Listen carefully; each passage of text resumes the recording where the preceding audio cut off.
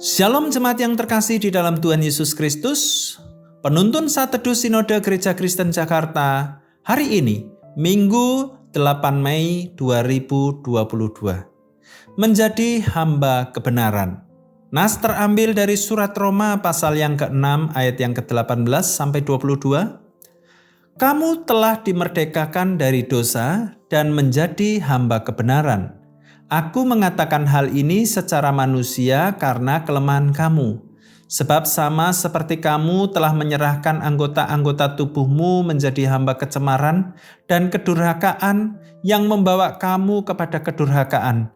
Demikian hal kamu sekarang harus menyerahkan anggota-anggota tubuhmu menjadi hamba kebenaran yang membawa kamu kepada pengudusan. Sebab waktu kamu hamba dosa, kamu bebas dari kebenaran. Dan buah apakah yang kamu petik daripadanya?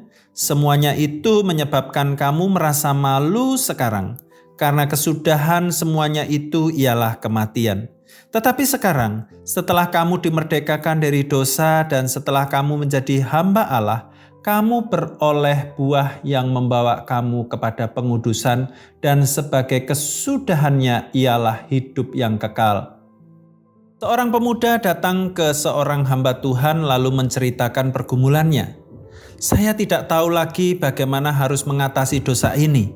Saya selalu kalah dan kalah sehingga saya merasa tak ada harapan untuk menang atasnya. Ujarnya sambil menyebutkan dosa yang sering diperbuat olehnya. Sang hamba Tuhan lalu menasihatkan agar pemuda tersebut senantiasa mengingatkan dirinya bahwa ia telah mati bagi dosa dan hidup bagi Allah yang telah menyelamatkannya dari dosa. Mengawali nasihatnya kepada jemaat di Roma, perikop ini menyebutkan bahwa orang percaya hendaknya tidak bertekun dalam dosa, ayat yang pertama. Dosa pada ujungnya akan membawa pelakunya kepada maut, ayat yang ke-23. Bagaimana supaya dapat menang atas dosa? Tak ada cara lain kecuali memandang bahwa kita telah mati bagi dosa, sekaligus mengarahkan hati dan pikiran untuk hidup bagi Allah. Seseorang tidak dapat bertekun dalam dosa, tetapi pada waktu bersamaan ia sedang hidup bagi Allah.